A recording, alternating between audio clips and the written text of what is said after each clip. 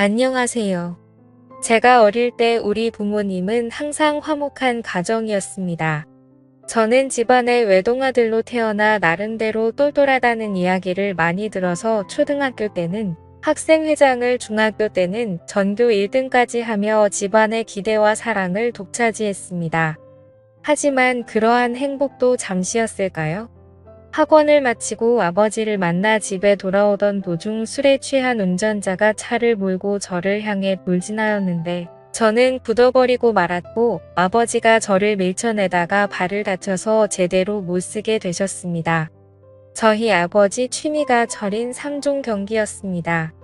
그토록 건강하고 활발하셨던 아버지는 그날부로 한쪽 발을 제대로 못쓰게 되셨고 제가 알기로는 허리와 하반신까지 장애가 생긴 걸로 알려져 있습니다.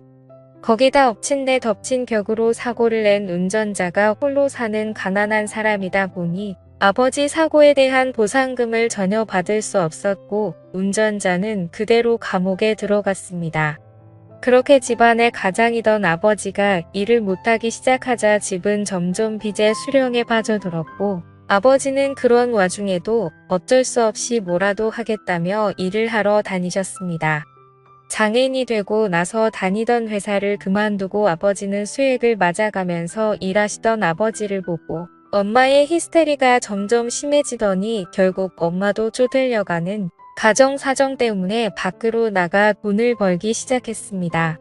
저도 더 이상 옛날처럼 공부를 위해 학원을 마음 편히 다닐 수가 없게 되어서 집에서 혼자서 공부를 하고 살았었지요. 그때를 생각하면 가장 기억에 남았던 건 화장실이었습니다. 저희가 이사간 새로 들어간 집은 화장실이 없었습니다. 큰 볼일을 봐야 할 때는 항상 1층 집으로 내려가서 화장실을 가야 했고 작은 볼일은 유광이나 페트병에 볼일을 보고 아침에 버리고 했을 정도로 저희 집 사정은 한순간에 정말 빈약해졌었죠. 그러던 중 어느 날부터 항상 저녁이 되면 엄마와 아빠가 다투는 소리에 자다가 깨어날 때가 많았습니다. 알고 봤더니 엄마가 남자가 생긴 거더라고요. 아빠의 하반신 장애로 인해 부부관계가 불가능하자 외로워서 그랬다는 이유로 바람을 피웠고 엄마는 이제 가난도 지긋지긋해서 못 버티겠다면서 저희를 버리고 집을 나갔습니다. 아직도 또렷하게 기억하는 것은 저희 아버지가 바람을 피우고도 뻔뻔하게 나가는 엄마를 부여잡고 저를 데려가라고 부탁했습니다. 적어도 장애인인 자기보다 더 잘 키울 수 있지 않겠냐는 말에 저를 한번 쓱 쳐다보더니 만나는 남자가 애 딸린 거 싫어한다면서 뿌려치고 나가던 그 모습이 어제 일처럼 생생합니다.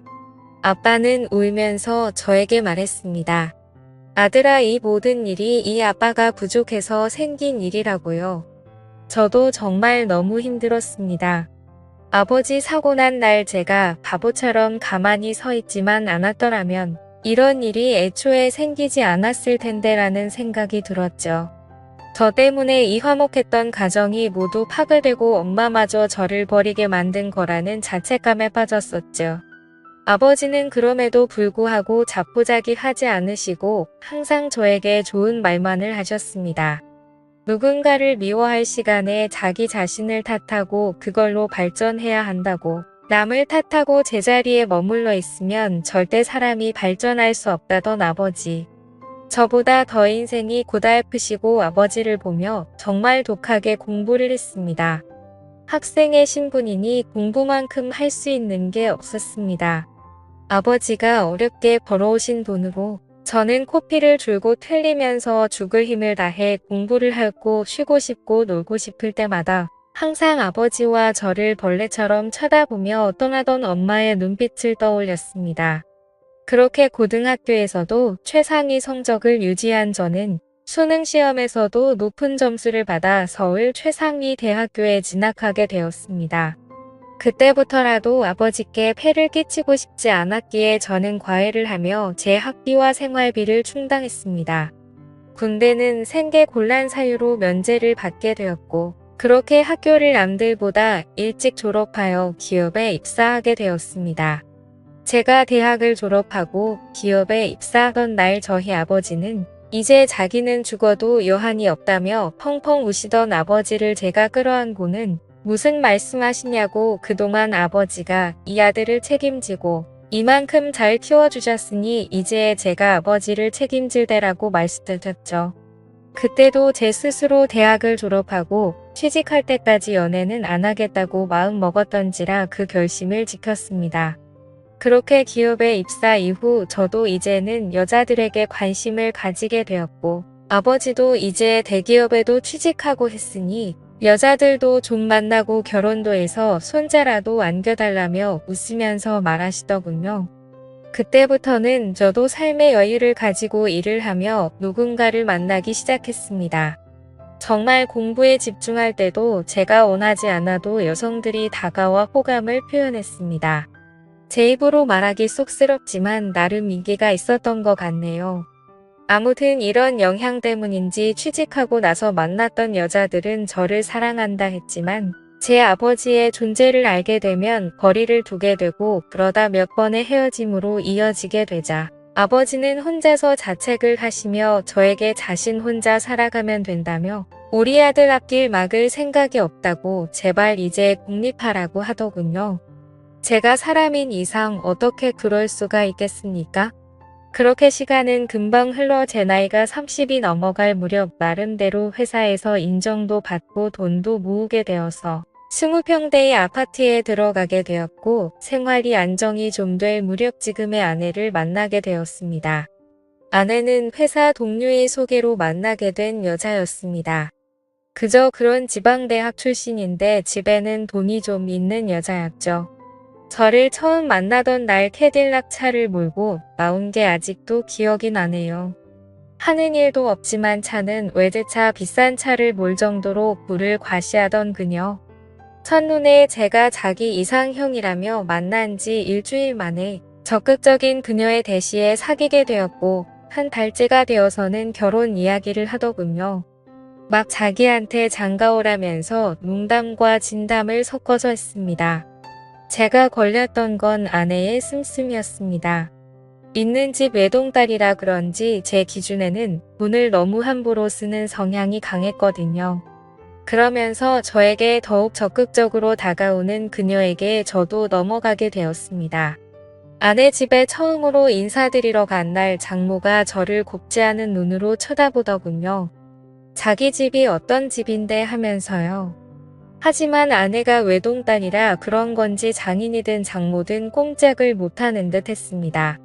결국 아내의 투정에 마지못해 결혼을 허락하셨고, 아내는 바로 저희 아버지 문제를 말하더군. 남편 아버지께서 거동이 좀 불편하시긴 한데 그렇다고 혼자서 아예 못 움직이시지는 않으셔서 괜찮다고 말이죠.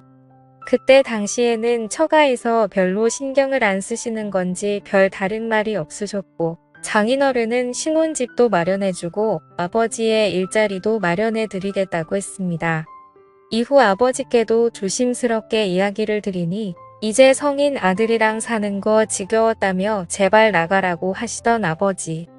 못내 마음에 걸렸습니다만 아버지께서는 제가 계속해서 고집부리면 못 찾는 곳으로 잠적하시겠다고 반협박식의 어조로 말씀하셨습니다. 이렇게 번개불에 콩 볶아먹듯 아내를 만난 지 반년 만에 뭔가에 홀린 듯이 결혼을 하게 되었습니다. 하지만 결혼식장에서부터 불편했습니다. 저희 아버지가 몸이 불편하셔서 있는 걸 장모님이 너무 인상을 쓰시고 가까이 있는 것조차도 꺼려하시더군요. 제가 울컥하여 한마디를 하려 하자 아버지께서 저한테 별거 아닌 일로 화내지 말라며 저를 말리셨죠. 결국 이 문제로 신혼여행을 가서 가지도 아내랑 싸웠네요. 하지만 그와는 별개로 그때부터 제 생활은 많이 편해졌습니다.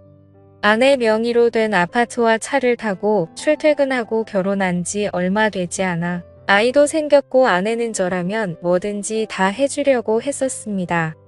다만 저희 아버지한테 가는 건 싫어했고 저희 아버지께서도 며느리 오는 게 불편하니 쉬는 날 저만 오라고 하시더군요. 아내의 부모님 즉 장인 부부는 사업을 운영하고 계십니다. 중견 기업 정도는 아니고 사업장에 30명 정도가 일하는 회사입니다.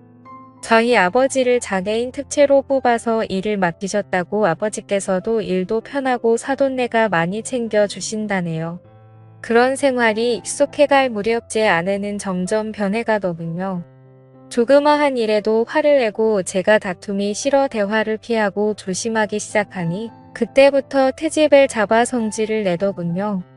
그러다 말다툼이 일어나 싸우게 되면 제가 화가 나서 집 밖으로 나가려고 하면 집키랑 차키랑 돈이랑 싹 다 모두 내놓고 나가라고 합니다. 무슨 소리냐니까 주변 한번 둘러봐보라고. 여기에 네 거 하나라도 있냐고. 집도 내 집이고 차도 내 차고 돈도 니네 아버지랑 너 먹여 살린다고 쓴 돈이 얼만데. 다 내놓고 나가라고 소리치더라고요. 그러면서 이죽거리며 하는 말이 가관이었습니다. 네 주제에 지금 어딜 간다고? 그냥 내 밑에서 내가 시키는 대로 따르라고 하더군요. 자기한테 이렇게 함부로 대하면 곤란할 거라며 협박하던 아내의 이유를 알고 보니 결국 바람이 난 거였습니다. 자기 말에 쩔쩔매는 저에게 남성의 매력을 못 느끼고 바람을 폈던 거죠. 조용히 알고 보니 남자를 무려 1명도 아니고 2명도 아니고 3명을 만나고 있더군요.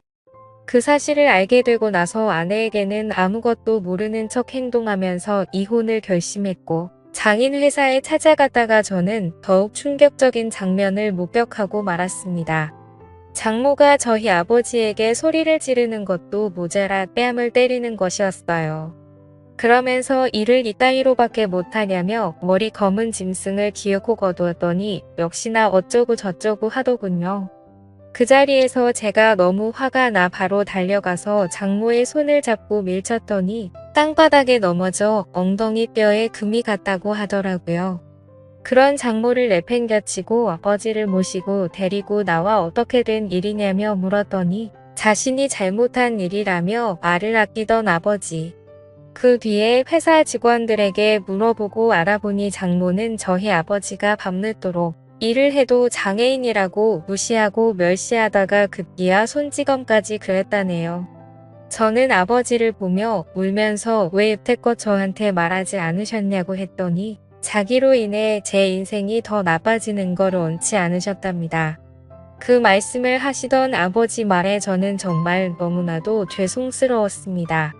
아버지는 혹시나 자신이 이런 일을 당한다고 알리면 제가 장모에게 대들 것 같았고 제 결혼 생활이 파탄이 날까봐 걱정해서 그런 말도 못하고 모든 게 그저 아들한테는 좋다고 하신 거였죠. 저는 그것도 모르고 아버지 생각한다고 참고 그 더러운 아내와의 결혼 생활을 견디고 살았으니 두 부자가 한 집안에 놀아난 거였습니다. 결국 분노에 찬 저는 이혼 소송과 아내의 3명의 남자들에게 상간남, 위자료 소송을 청구했고 장모를 장애인 학대죄로 고소했습니다. 그래서 지금은 저에게 합의금과 위자료를 받아 아버지와 둘이서 살게 되었네요. 지금 돌이켜 생각해보면 저희 부자 인생에 있어서 여자랑은 참 운이 지지리도 없나 봅니다. 지금까지 제 사연을 읽어주셔서 감사드립니다.